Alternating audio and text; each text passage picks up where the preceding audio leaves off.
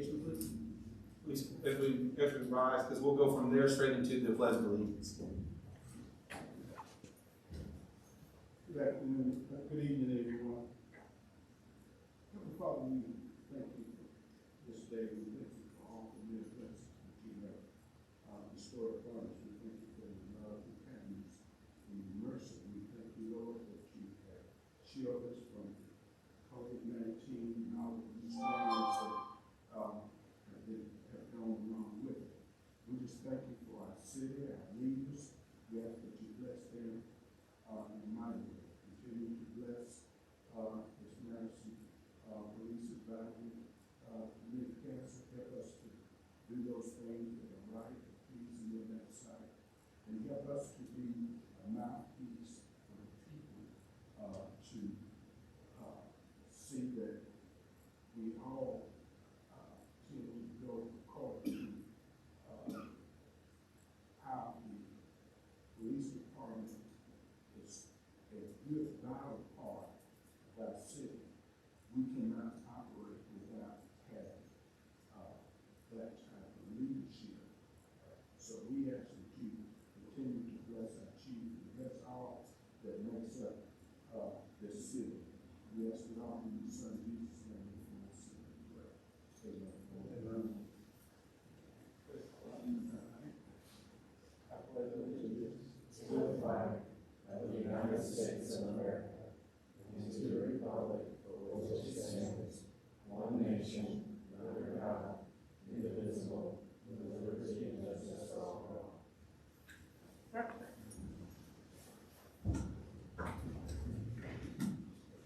Thank you. We can do a roll call of the committee. District 1, Curtis Potts. Here. District 2, Sara Browder is absent this evening. District 3, Billie Goodson. Here. District 4, Frank Fletcher. Here. District 5, Dwayne Kraft. Here. District 6, Rebecca. Here. District 7, Arthur Brackett is absent. Chief of Police appointee Rajiv Sharma. Here. Mayor's appointee Marc Highsmith. Here. Thank you.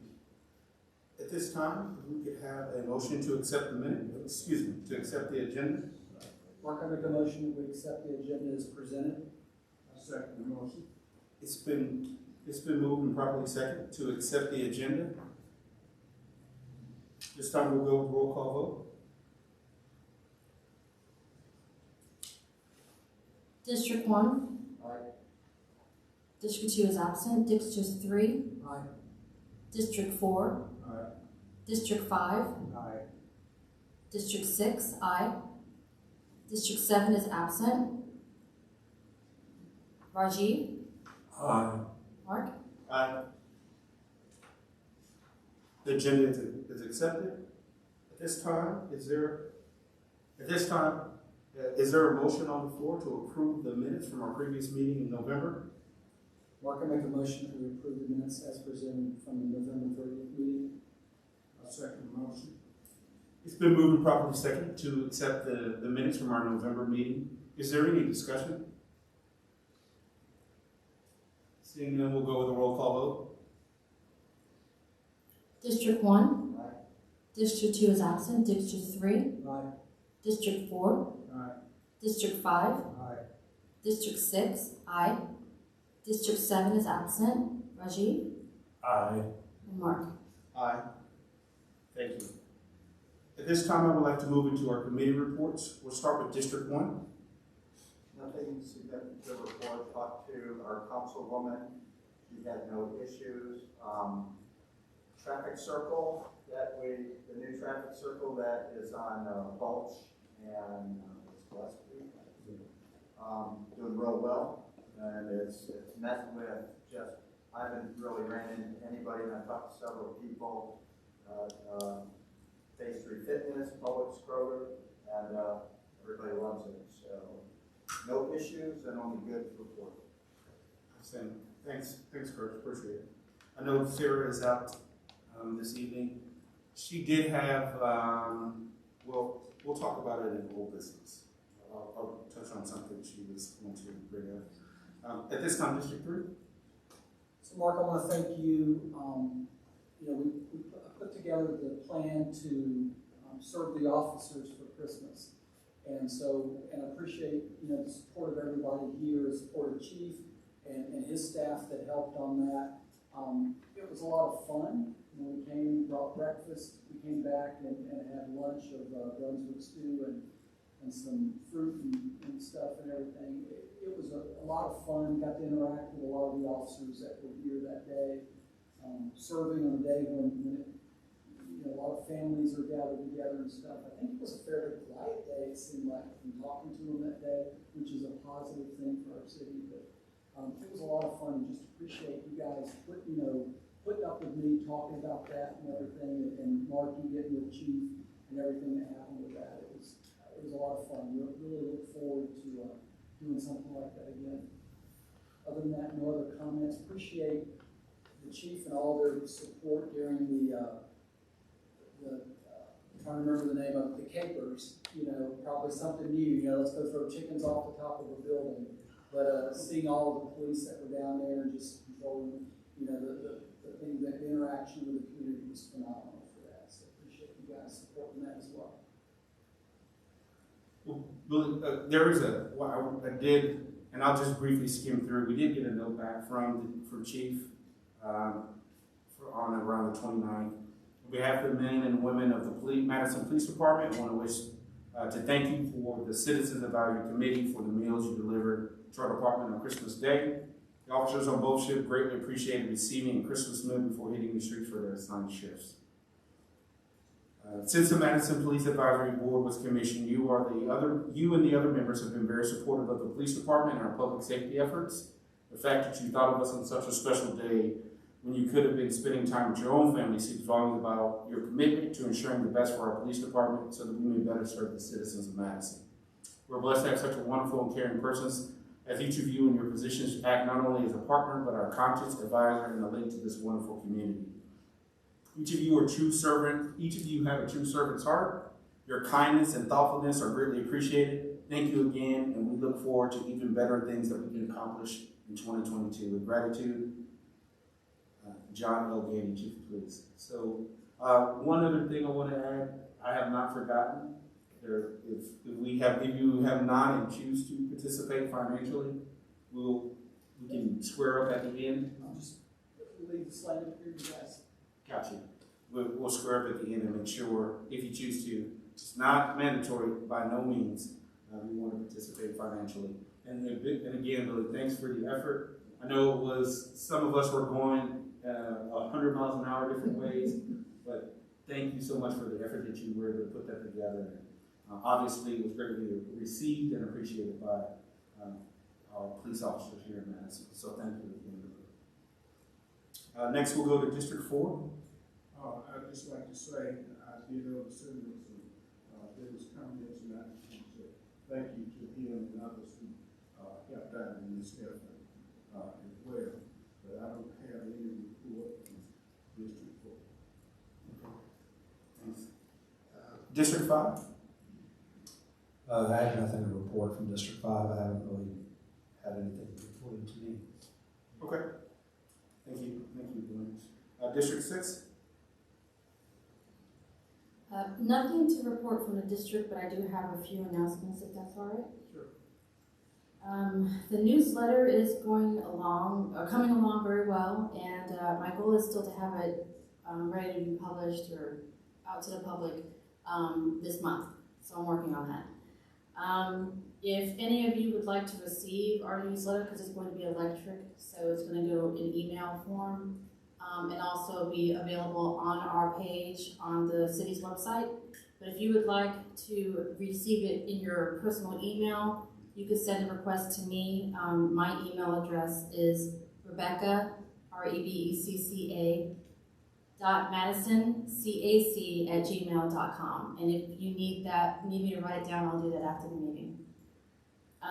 Also, the comment form has been active on our page, which is on the city's website. So if you have a comment that you would like to put in anonymously, or just because you don't want to attend a meeting, we understand about COVID concerns, you have the option of filling one out online. And then about the Christmas parade, real quick, unfortunately, none of our committee members could attend the Christmas parade last year. Sounds strange to say that, but hopefully it'll be different this year, and hopefully we'll be able to come together and make a float or of some kind and have fun and be in the parade. That's all I have. Thank you. Next, Roger, do you have anything for me? Yes, so on December 30th, myself and some of the leaders of the Indian community met with Chief Gandy. He graciously took time out of his schedules, spent an hour with us, talked about issues that were of concern of the Indian Asian community, and another way to help bridge the relationship. And in the process, these are nonprofit Indian organizations. We made a donation of $2,000 to the Madison Police Department. And just, purpose was just to show our solidarity, support of the police department, and building a good relationship. So that was very well received, and I really appreciate Chief Manning for doing that, taking time out to meet with all of us. Thank you, and then, I guess, comments for myself. First of all, I want to thank the committee. We were able to, Billie stepping up to be able to put on the meals for our police department, as well as the efforts that were done in order to try to get us into the parade. I know that was one of the things that we were trying to do. Just the timing was kind of tough for us all. I'm hoping and praying that everyone had a safe and great holiday and bring it in the new year. Thankfully, I haven't seen Arthur or seen Sara, but I've talked to them, so they are back. And I just hope and pray that we continue to move forward in 2022. I think that I sent out to members of the committee some topic ideas, and working with Chief and with Megan, we kind of honed those in for about the next 6 to 7 months of some ideas. I challenge you to be a little flexible, as well as like we talked this current meeting, was as things come up that seem to be more pertinent at that time or relatable at that time, we will work to adjust it to best suit what we think is going to best suit the committee as well as the community. So that was the change. Initially we had a different topic, but I'm always willing to listen to wise counsel and recommendations, so we made an adjustment on the fly. The only other thing is with our 2 members that are out, they again, like I said, they're doing fine, which is always good, and it's good to see people again. I was personally out of town, but I'm back, and it's good to see all my friends back. And now we just have some work that we would really like to do, and we're only going to get it done by the help of the people that are on this committee, as well as all those in the community. As I move forward, I will be the first to say it's a new year, and I've already made my very first mistake. I want to come back and allow now there to be public comments. I missed that on the agenda. I apologize, but at this time, please, if you have any public comments, you're more than welcome to come up to the podium and provide those, and we will more than welcome to listen to those. And again, I apologize for missing it in the correct order based upon the agenda. Are there any public comments? Just real simple, publicize your meeting dates more. Okay. Is there any particular medium or form that you think will be? How about next door? Okay. I think. Excuse me. I did actually post about this meeting on Nextdoor. I could do it more than once. Is there a certain way that it might be able to reach you when I post about it? No, not me specifically. But Okay. unless you set up some sort of a mailing list of individuals that have a particular interest in the committee, where you could send it, group emails out periodically. Okay. That's a good idea. I'll write that down. Thank you. Rebecca, I did notice real quick too, that somebody had actually posted it on the Huntsville Facebook page because of the topic specifically. That's, but yeah, I think make sure we use social media and everything. That's a good way to that people see stuff. But I can't remember who it was that posted it, but I did see that. I think it might have been Beth, because she spoke to me about it on Nextdoor. And I posted on my personal page about the meeting. I posted on the Madison City PTA. I vote Madison. And, oh gosh, one other, but I can't think of them all off the top of my head. Yeah, a great point though, sir. What we will do is continue to listen to the community and find ways. We would love to, what we believe is the best way for us to make the biggest impact is to have them, is to be able to understand what some of the community's concerns are. And that's the only way we do that. And that's by having people come to the meetings, hear what we're talking about, see topics they're interested in, gain that information so that we can continue to make Madison even a better place. That's Jocelyn. Hi, Jocelyn Browder with the Taylor's Crossing subdivision. Yes, I'm just going to piggyback on what this gentleman just brought forward. It's upsetting for me when this much time and effort is taken from you all here, sitting here. I respect your time. I respect this gentleman's time here. This is a very important topic, human trafficking awareness. We have a city of 56,000 people here. A lot of them are brand new to our community. They have no idea this type of thing goes on. There needs to be, we've already documented, a lot of people just can't be here in the evenings. We need to have a way to get it to them. I do know there's a tech person over there. All they have to do is press a button. It's all set up for it. I don't care that my public comments are on here or anything else, but if we just take the information session and record it and put it on the city's page, I would be more than happy with that. I think that would be a great step forward. Thank you very much.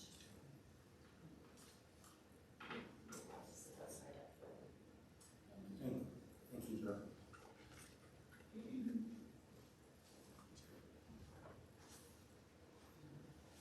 Okay, with that, that's almost a great lead-in for as we move into old business. Because one of the things that was brought up that we've heard before, some of your previous comments, as well as other things that we've talked through in the committee, and it's our interest to figure out more ways to get the message out. More ways to get the message out. So what I'm going to take the lead on is we're going to start to to acquire some more input from the committee on ways in which we can get that message out. I know live streaming is a big thing, and that's the one big thing we consistently talk about. How do we do that? I've had some basic conversations with Megan and some basic conversations, but what I would like to challenge our committee to do is take a look at it. Where do we want to go? How do we want to do that? Put that information together, and then we'll sit down based off the information that Megan, you've provided us, and then at that point figure out how do we move forward with that. So we can then talk to the mayor's office as well as our city council representatives, so then we can then at that time figure out what is the best way and how do we do that so that we don't do anything that's illegal or immoral. But I think one thing that is very important that we need to also make sure is that this is a place, and this committee is a little different than some of the others, and some of the information, we want to make sure that it's a situation in which everyone feels comfortable coming to talk about the issues that may be concerning to them. So that's something that I'm also very sensitive to. But what I would like to do, and you'll see me, I'll start pushing it out to our committee, is talking through that so we can develop some talking points. Then at that point, I would love to go back to Megan and then the mayor's office and then maybe our city council representatives and then talk through there. And we'll work, we're going to continue to work. So I will take the lead to push forward on gathering our talking points as a committee, how we would like to move forward, and then taking that information and moving that to first Megan, going through Megan, of course. And also I think it's important maybe to get the chief's spin on that as well. And then moving forward, talking to the mayor's office as well as our city council representatives. So I'll definitely take the lead on that. The next thing in old business, I want to make sure that as things are brought up that we do address them. I don't want people to think that something comes up and we just throw it to the side and never talk about it again. One of the other things we had talked about was we had a member from our community come up interested in more driver awareness safety. And that's something that Curtis and I, we talked about it on the surface level, but there's some things we want to dig deeper. One of the things we looked at was how do we maybe trying to find a way to incorporate that with, maybe there's some other driver awareness month or things that go on within our community as well as within our schools. So that's something that got to do a little more research on, and maybe we can find a way to tie those things together.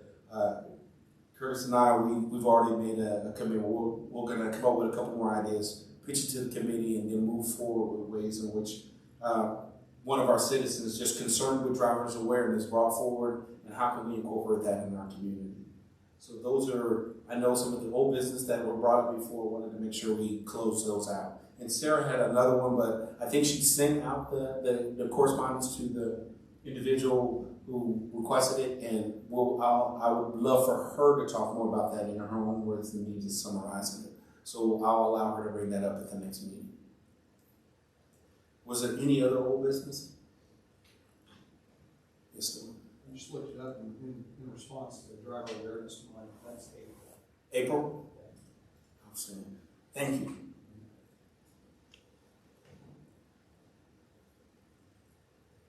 Any other old business? I think when we talk about driver awareness, there's, and I know it's not an easy thing to control, but from time to time I just pay attention to it. A lot of the accidents that are happening that come from people using their cell phone, driving and texting, and it takes their mind. It takes a blink of an eye, and you hit somebody. And I see it happen all the time in Madison. So maybe the city can put up signs at various places to remind people, even though I think it's talked about a whole lot, but there is consequences for texting while driving. So I think we need to, maybe we can have signs up that kind of allude to that or say that we might be able to cut out a whole lot with driving, because it's really bad with cell phones and people driving. Yeah, and what's good about the, she said she called it a crew drawing that she had provided. One of the things was distracted driving. That was one of her key points, leading right to your comment about cell phones. So definitely we're on the right path with that. There's just some things we need to work through and talk through to make sure that what we can do as a committee recommendation as we move forward. Is there any other old business? All right, next I would like to move into new business. At this time, as we come up month to month, we try to come up with topics and things to discuss that are pertinent to our community.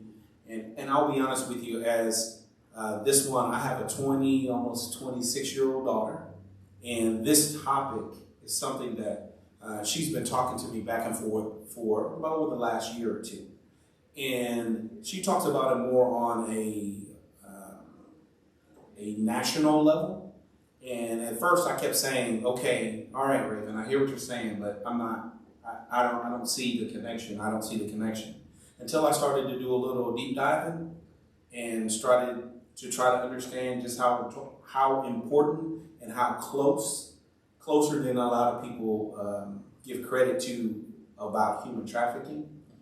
So as we came up with some topics, this was one we were going to talk about later, but with this being Human Traffic Awareness Month, I take good, I listened to my advisory. Some great man suggested that, hey, why don't you switch that around, and I have a great speaker that can come in and talk about that tonight. So without further ado, Mr. Josh McCready. Yes, sir, that's correct. If you could please come up and enlighten us about human trafficking awareness, as well as maybe some things that we should be more knowledgeable of.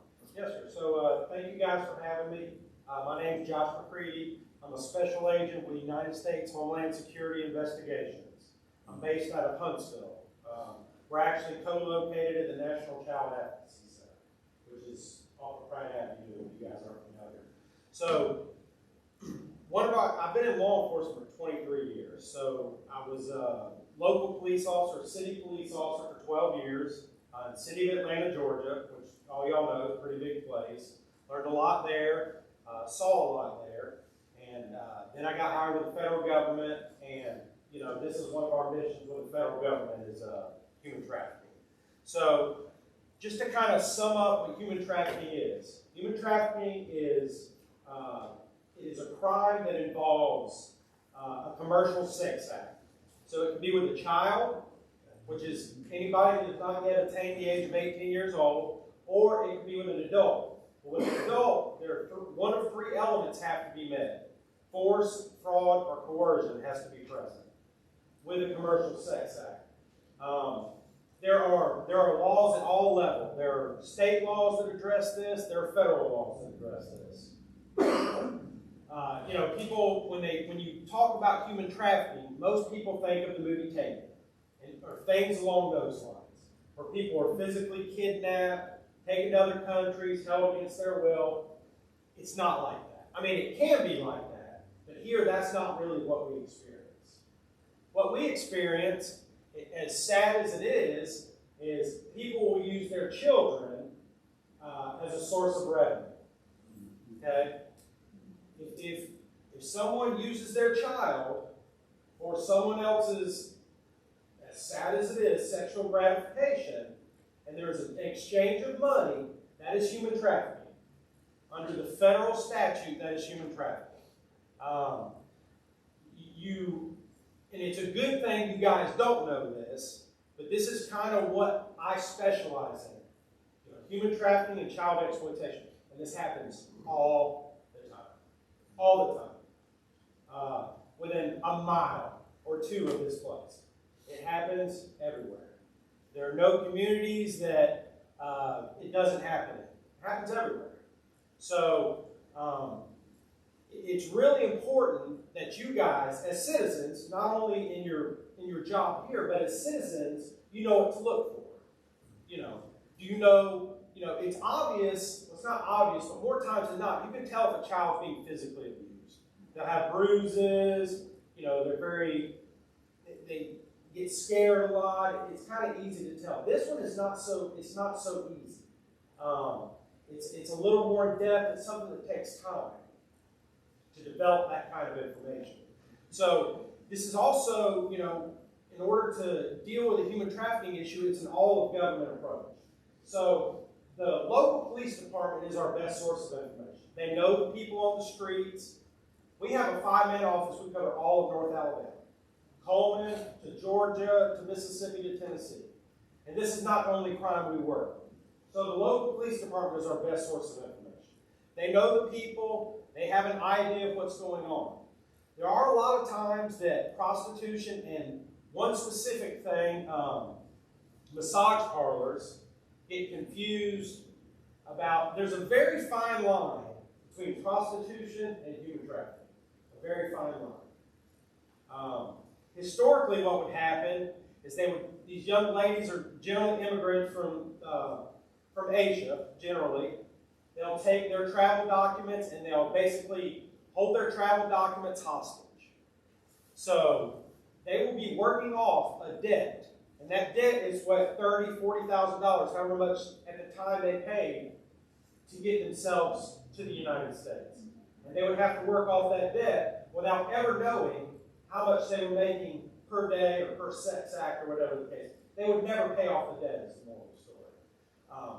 These days, generally, the criminals have figured out that we know that's a hotbed for that kind of stuff.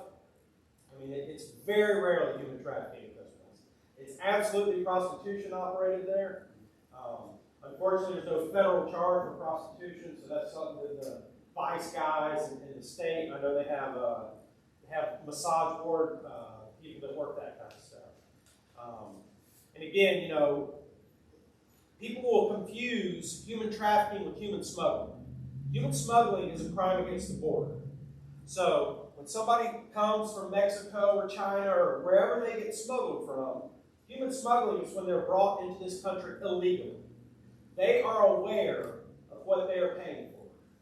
They are aware that they're paying money to come into our country illegally. Human trafficking could be somebody smuggled into this country, but they think they're coming here for whatever, to be with family or to get a job. But what ends up happening is they're not. They get sold into, you know, basically modern day slavery. They get sold into, and it's not always sex, but it could be forced labor. You know, they could be forced to be a housekeeper at somebody's house without being compensated. All kinds of things like that. Excuse me. There was a case not too long ago that involved people were having children sell magazines door to door. That they were being trafficked, not sexually, but they were being trafficked by this organization. Because they were given drugs to basically keep them dependent on this organization to go sell magazines for this organization. It sounds silly, but the criminal element is going to do whatever they can to make money. If it means selling magazines, that's what they're going to do. But they're not going to pay these people to do it. They're going to make them do it, which is what was happening. There was actually, and I find it best just to kind of go over a case or two so you can kind of see how all this works, how it evolves. There was a case in Huntsville. It's since terminated. It's over. A man, he was in his 60s, was basically ordering male children from Central and South America. He had ordered a Honduran citizen that was smuggled into the country when he was 10 years old. That little boy was, once he got here, his father, who also lived in the United States, but he was unlawfully present, sold his son to this gentleman who lived in Huntsville. Sold him for a car, a Ford LTD. This is not LA. This is not Atlanta. This is not New York. This is Huntsville, Alabama. Sold his son for that and abused that son or abused that child every day until the child turned 18. Every day. That child was trafficked. We found hundreds of thousands of dollars in payments from the perpetrator to the father. So they conspired to traffic this child. This is the kind of stuff that happens. Does it happen every day? Yes. I mean, it is happening every day. It's real. You know, a lot of child exploitation stuff that is around, that is a precursor to some of this. One thing specifically, you know, images of child exploitation, you know, commonly referred to as child pornography. This is how a lot of this stuff starts. You know, this is where the mind starts, you know, it gets twisted. And this is where all of this behavior kind of stems from. So that's kind of human trafficking kind of as a whole. Is there any questions I can answer for you guys? Because that kind of helps when folks get a chance to answer a question. If you look through materials here, you know, the main thing that the slogan, the blue campaign, which is what we call it, if you see something, say something. There's no detail that's too small. You guys, I mean, you have a path to the police department that most people don't have.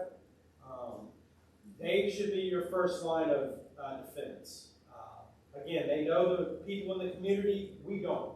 We're residents of the city of Madison. We don't know the places where criminal activity generally occurs. We don't know all the players. The street cops, they know better than anybody in the world. So, are there any questions that you guys have that I could answer? Yes, ma'am. I have a question.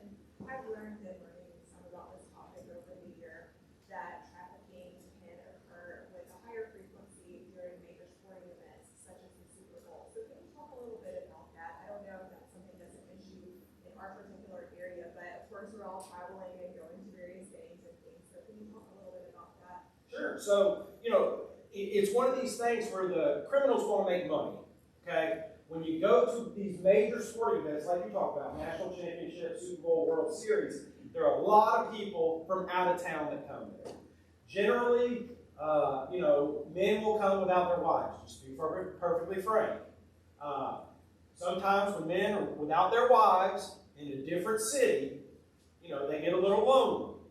So the traffickers depend, it's sad, but it's true. The traffickers depend on that. So what they'll do is they'll pull a bunch of girls from all over the country to bring to that one spot because they know that where there's a demand, they're going to be the supply.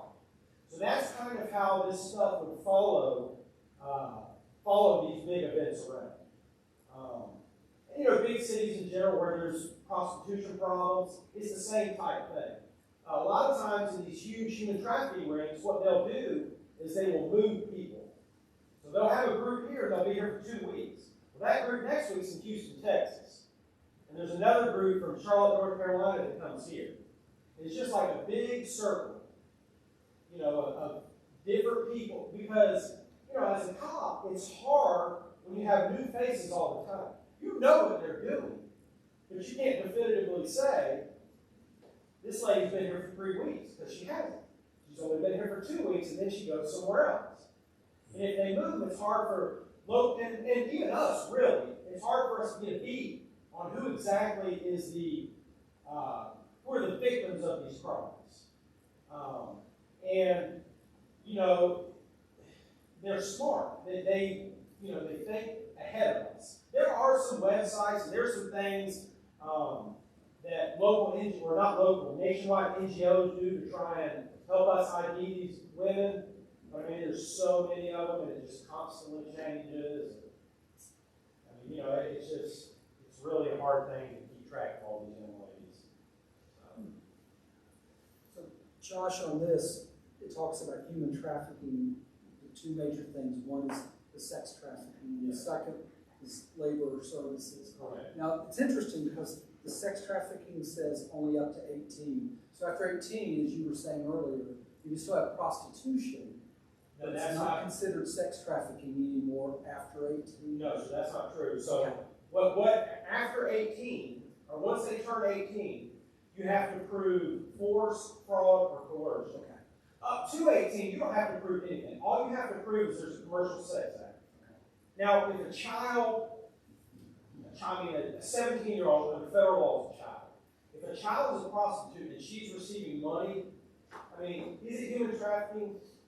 She's the one, but if her, what is normally referred to as a pimp, right, that is human trafficking. Is she trafficking herself? yes, but, it's kind of like you can't be charged with suicide because, you're not there type thing. So, it is when you prove that one of those three elements. I have a question. Yes, ma'am. So, I don't know if you have specific numbers or anything like that, I wouldn't expect that, but how bad is the human trafficking in our area? Well, it's relative. Compared to Atlanta, it's nothing. But it's, for me, the way I look at it, if there's one case, it's too many. Do we have a problem? Yes. Is it a huge problem? No. In all fairness. Mm-hmm. But to that one victim, believe me, it's a huge problem. Yeah. Josh, was it about 2 years ago? I don't know if there was a big bust at one of the hotels here that involved. Was that sex trafficking? So or human trafficking? Well, it was I was loosely involved in that. That was the premise behind the op. It turned out it wasn't human trafficking. It was a pretty large scale prostitution ring. And again, there's such a fine line between the two because you can talk to a victim who at the time looks like a prostitute. And the reason she gives you that answer is because her pimps, over there like this, if she says something, she's going to get her rear end whipped. So over time, and we have NGOs that we work with that are able, non-governmental organizations that are able to put these people up, and you interview them several times. And sometimes you begin to see, okay, there's a little more than meets the eye here. And for us as federal agents, we don't have to hump 911 calls. We're able to invest longer and more time into these investigations. And also, the federal system, people get a lot more time in prison. And there's no parole. So if they get 50 years, they won't be in there a while. So that's another thing. But we all work together. These guys know how to get in touch with us.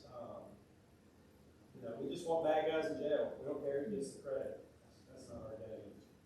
Josh, I did have a kind of question or a thought. So, in my intro, as my daughter and I were talking, is one of the things that to me she made it sound as how with the way 65 runs through our community back and forth to a bigger city, Nashville, to another bigger city, Birmingham, and this being potentially a stop in between. Is that something that through your investigations or anything that seems like a plausible thing, or is that just? Absolutely, it's plausible. Absolutely, it is. And I'll tell you, they're going to build that Buc-ee's in Athens, and it's going to be a hotbed. It may not appear like it, but it's going to be. Because it's such a large. And think about it. If you were trying to commit an act, a criminal act, would you want to do it where it's you and your girl, or would you want to do it where it's you and your girl and 300 other people to kind of mask what's going on? That's the reason truck stops the same thing. You'll get 80 trucks at a truck stop. There's a lot of people. It's easier for them to blend in and move from truck to truck, and it's dark, and all of the bad things you generally don't want to happen. All are going to be at. And I'm pleased if there's somebody from Buc-ee's, it's not a personal attack. It's just, I don't know if you've ever been to one, it's a huge place. Yeah. Huge. So it's something that they'll be able to blend in, and truck stops. Truck stops are the same premise behind a Super Bowl. There are guys that are away from home, and sometimes they get lonely. And these people want to make money. And sometimes the girls aren't 18. And sometimes they're forced to do it. If any one of those exists, you have a human trafficking case. Yes, sir. Does the federal government prosecute Johns in this situation? It depends. If they are trafficking, if they're just a John for prostitution, probably not. Now there could be extenuating circumstances. If they're crossing state lines, if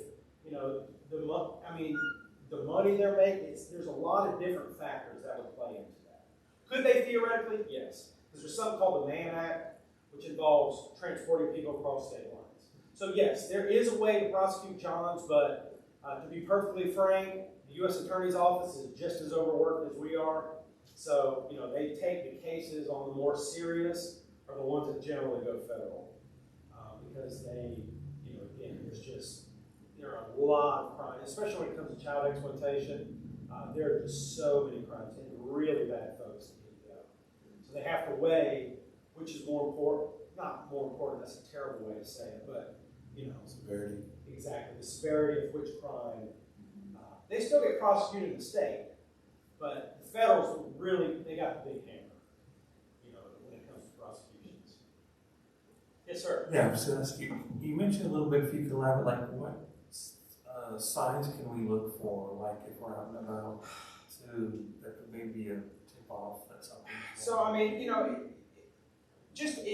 it's going to be a thing where the child just doesn't, it's a situation the child doesn't look comfortable. I don't really know how to explain kind of if they're grabbing their hand and like it's a really forceful pull.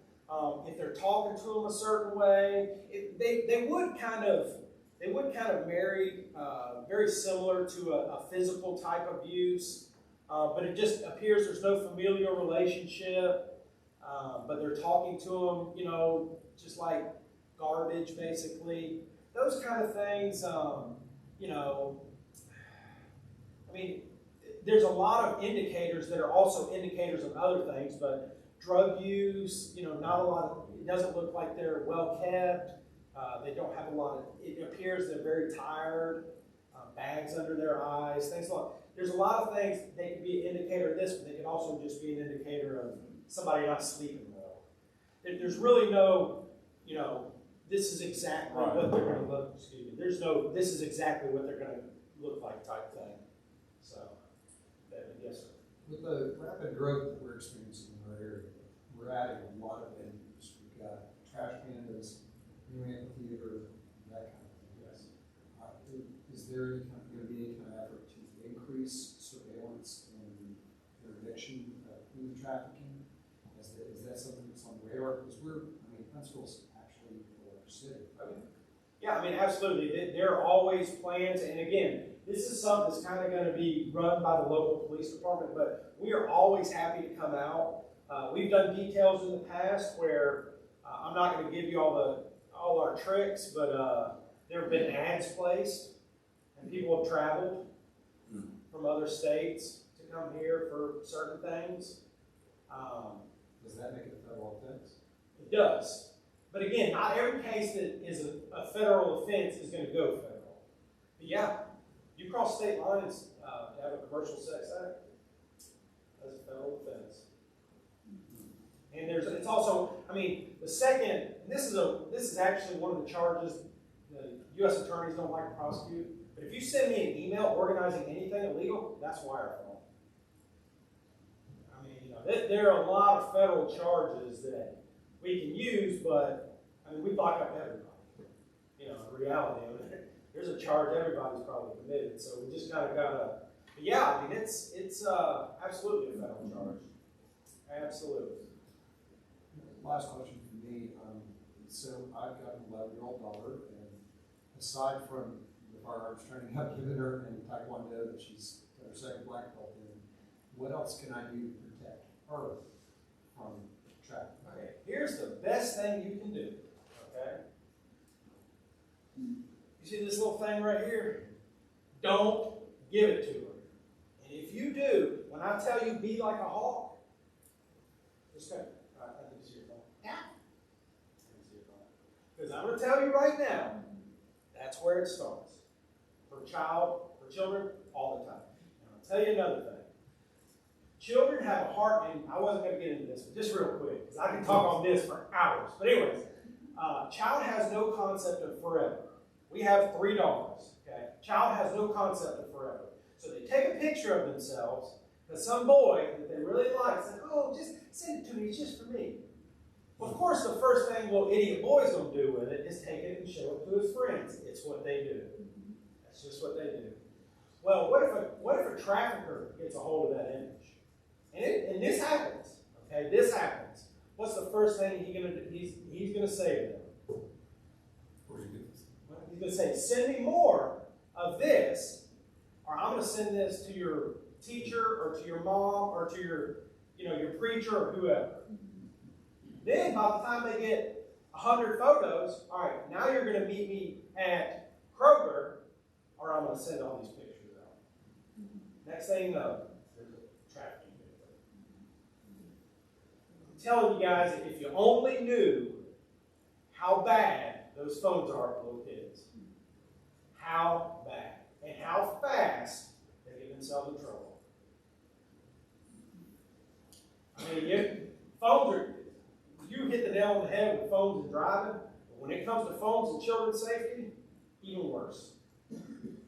Even worse. There are chat groups where they do nothing.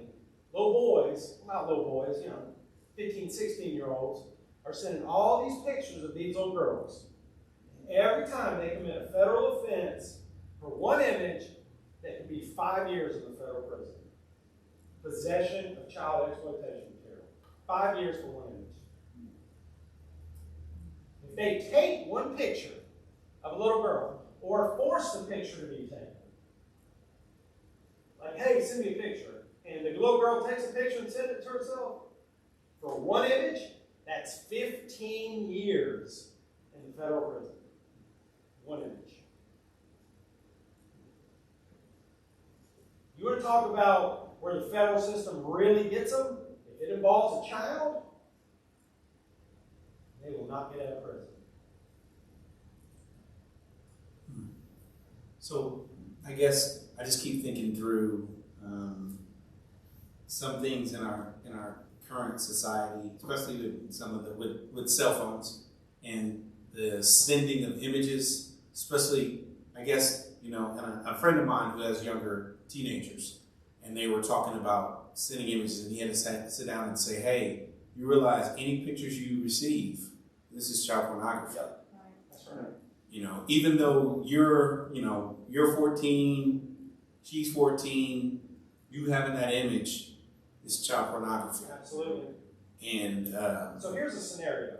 So generally speaking, children are not going to be charged with that. Generally.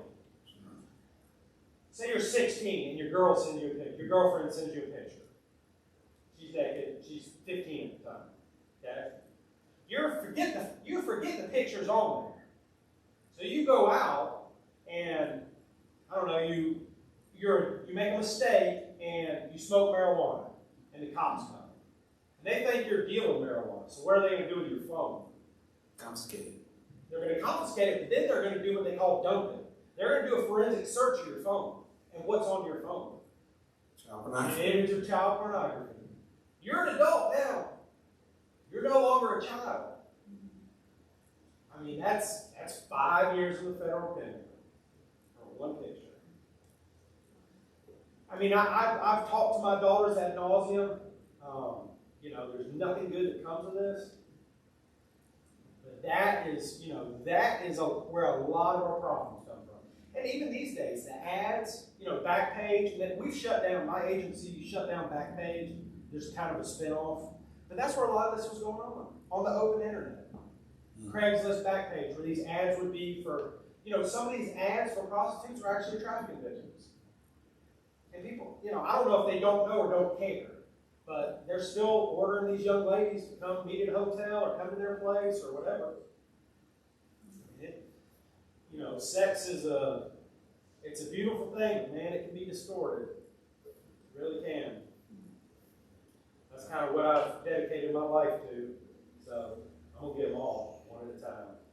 It's going to take a while. I'm going to get all of them. You guys have any more questions?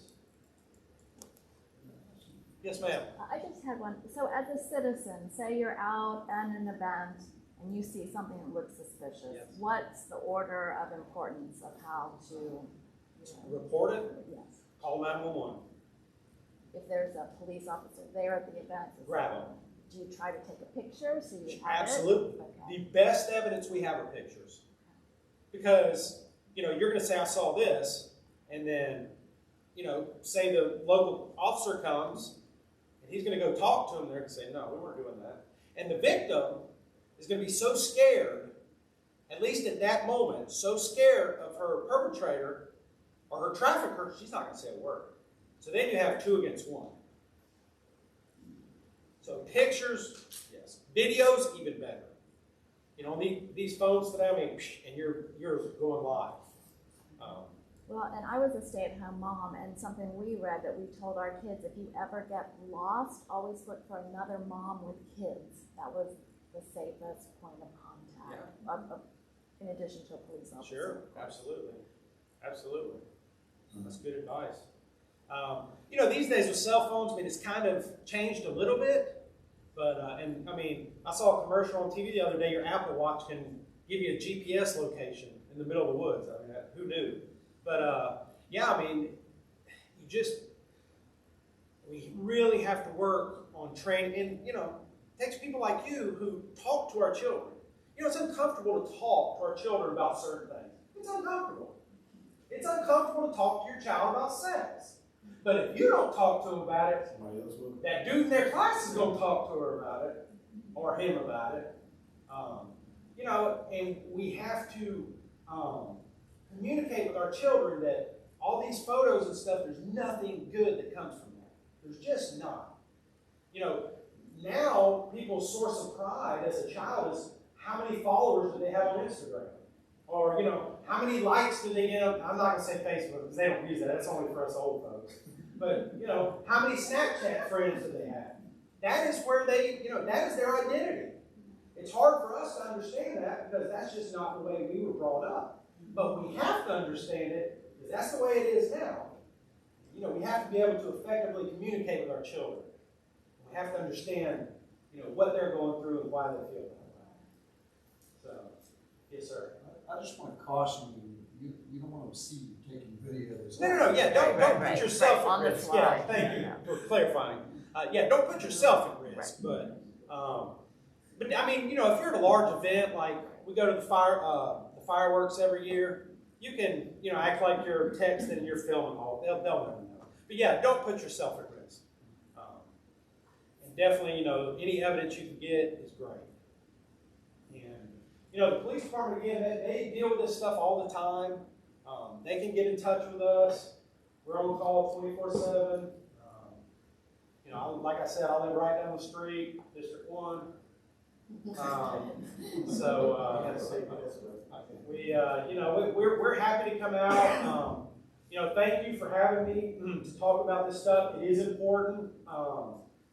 And, you know, if we don't talk about it, we're never going to be able to defeat it. So,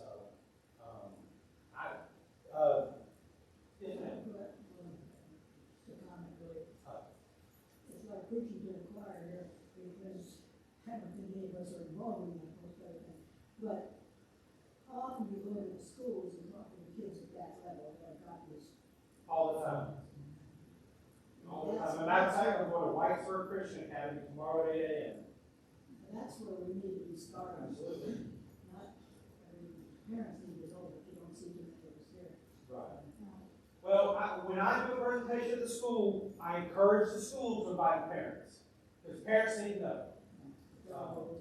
Because parents are, and, you know, it's no fault of their own, but they're oblivious to what goes on. You know, life gets in the way, work gets in the way.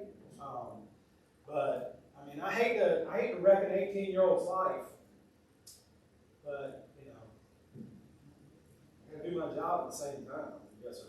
One other question, this is actually for Chief Dean. Do our SROs have that as a component of what they're teaching our students? Yes. I mean, there have been cases, and again, I work hand in hand with Huntsville Police Department and Madison County Sheriff's Office. There have been cases with, you know, a couple hundred kids at schools all sending the same pictures back and forth. And I mean, nothing is done with that criminally, but, you know, it's just kind of like, this is the trend. This is what's going on. We've had kids in elementary school, middle school. I mean, you know, our youngest is 10. Dad, can I have a phone? No, you can't have a phone. But I mean, there are children in her grade who have cell phones. And I'm not talking about a flip phone either. I'm talking about smartphones with internet access. Or Apple Watches. Yeah. I was in a kindergartner with that. Exactly. Internet access to pornography as far as the eye can see on the internet. I mean, you know, you guys get on the internet, you know how easy it is to find that stuff. And I'm going to tell you, children, when it comes to electronics, forget it. They're way better than we are. This is what I do for a living, and they still know way more than I do. So all we can do is talk to them, and, you know, hope they make good decisions. Because I mean, there are apps on the phone that hide all their information. All the bad stuff they don't want you to see. You would never know it. You know the little calculator app on an iPhone? Calculator? Oh, yeah. There's an app that looks just like that, but it's a locker full of any bad stuff they want to put on there. I could go on all night. Thank you guys. I appreciate it. If you have anything else, you got my email address. Feel free. I mean, if they like it, give me a shout, email me, and, you know, I'm happy to help with any concerns you may have. Chief's, you know, he's great. You know, we're just working on 2 different levels, so I can help you on that too. the time. Like I said, I'm a city, live in the city. So I have anything, I'm coming to you. That's it. Anybody else? No, I just want to say, Josh, appreciate your time. Yes, sir. Definitely appreciate the information. I think we all leave here a lot smarter. At this time, Chief, did you have anything to add? I didn't. Or You have your information cards over there in case committee members wanted extras to hand out. So just Yeah, if you need any of these cards, they're here. The ones you have, I can always get more. And you know, there's 1-800 numbers you can report, especially for you, ma'am. There's stuff you can report anonymously. We get leads all the time anonymously. There's not a whole lot we can do with an anonymous tip, but we still go and investigate every single lead we get relative to trafficking or anything like that. So. I was just wondering, Mark and sorry, Josh again. Would it be possible? I mean, we'll have to obviously discuss and get it approved, but to have like a special call meeting, maybe invite parents for a presentation. I'm happy to do it. okay, no, I think that's a great idea. Let's put that down as something to take a look into, and it's going to go to how getting them there and where we do it at. But Yeah, we've had success in the high school gyms. I realize y'all may have some clout, may have some pull, but those are generally big areas, and you can fit a lot. And I know COVID. I mean, it's terrible right now, but maybe even the football stadium, on a nice day. But I have a feeling that if the word gets out, I did one at Madison Academy, and there were a lot of people that came. So I think it's good information. It really needs to be out to, especially the child exploitation angle of it, because that's where all this starts. Not all of it, that's where a large majority of this starts. So I think that would be something great, and again, I'm happy to do it. I have coworkers, I have state and local partners. I can get a bunch of guys out there and put on a pretty good show. I'll get them out there doing cartwheels and stuff to grab attention, and then I'll just come in. But thank you guys. If you don't have anything else, thanks for having me. Thanks for what y'all do. That's it. Thank you. I appreciate it. Thank you so much. It's just so interesting as we look forward, and it's funny as you talked about those teenagers and those things, my way I was trying to get in control of everything my daughter had, I had to have. So when she got Twitter, I got Twitter. When she got Snapchat, I got Snapchat. And the number one friend you have to have is your parents. So, that was a way to watch, but man, it's so fast now. And there's so many more avenues and as quickly as we became great on Facebook, man, it was Instagram. And then as soon as we got to Instagram, now it's Snapchat. I don't need your number, just send me a snap. And I'm like, okay, sure. So I just think I think it's something that we have to continuously stay on top of, but getting quality information like you provided tonight helps us to be able to be, a speaker box of that information, passing that on. And definitely we'll take the action. Let's see what we can do to provide another opportunity to reach more. Because I think, like you said, the more you know, the better you are prepared for whatever it is that's out there. So again, thank you for your time. The information was outstanding, and we will definitely be in touch because I think it's something that everyone should know. And one is one too many. Absolutely. Especially if you're in that, if it's you or it's in your family. That's right. So with that, we will move to discussion of our next topic. I think what we're going to do, and I'll get with you, Chief, afterwards. I think we'll look at, next week or next month, excuse me. Let's look more maybe, I think we talked about doing some trends within the Madison Police Department. What are some trends, especially moving into the new year? What are some trends we should look that are going on or happening, and how we can use that and kind of build upon that as we go out in the community as well. Is there any other discussion? Mr. Chief, right, give you a little update, preview things to come with Franz. So one of the things we're looking at doing with the police department right now is we want to increase our ability to volatile situations with more or less lethal options. We had an incident that happened the other day where a suicidal subject had a knife, was threatening officers with a knife, and then intermittently put it up to his own throat and threatened to kill himself and all that. And a supervisor was asked to bring a less lethal weapon up there so we could potentially deal with that. And supervisor, either rightfully or wrongfully, but made a decision they thought was right at the time, didn't do so because they didn't feel they had enough training, they weren't comfortable enough to be able to use the thing properly. And luckily we were able to get the guy talked down and later take him for a penalty. But it forced us to look at those particular options. And one of the options we looked at is it's essentially a modified 37 millimeter grenade launcher that shoots a rubber baton. It hurts, but it's not going to kill you. And it's enough to take somebody down that we don't have to use lethal force on. And we looked at the prices of those, and they will pop the police department. They're getting ready to go to 40 millimeter weapons of a similar type. We were able to get some of their 37, their older 37 millimeters here, and mandated that every officer now is going to get that training. And that training is going to happen when we go to firearms. We'll do our lethal training, we'll do our less lethal training, and then there'll be a qualification course for the less lethal option that every officer will have to go through. And again, it just expands some of the tools we have available to us. We are also waiting, as a supply chain issues, waiting to get in pepper spray. So they'll now give us 3 less lethal options that officers can have in their backpack belts. The taser, the expandable baton, and then they've got pepper spray as well. Anything that we can do so we don't have to go to that ultimate option that nobody wants to ever have to go through. One of the other things we are looking at doing, Pat, can't make you on this. So I like to be active.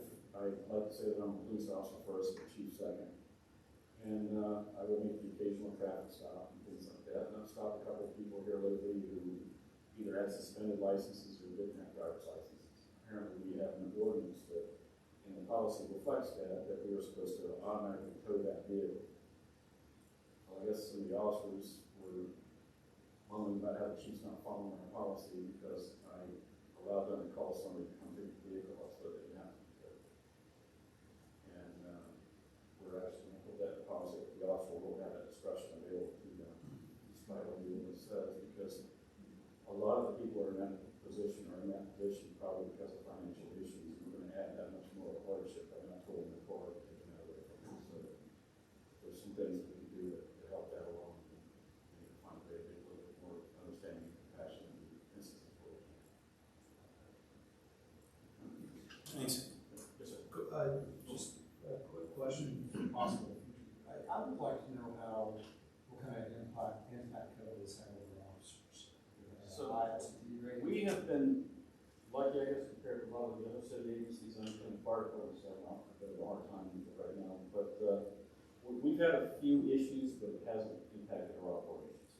And we've been able to work around it. And the officers are pretty good about notifying us right away that if they've had an exposure, so tell them to stay home for a few days and stay away from everybody else. So fingers crossed, it hasn't hit us yet in an impactful way, but it's going to affect our operations.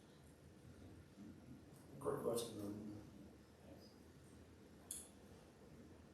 Is there any other discussion?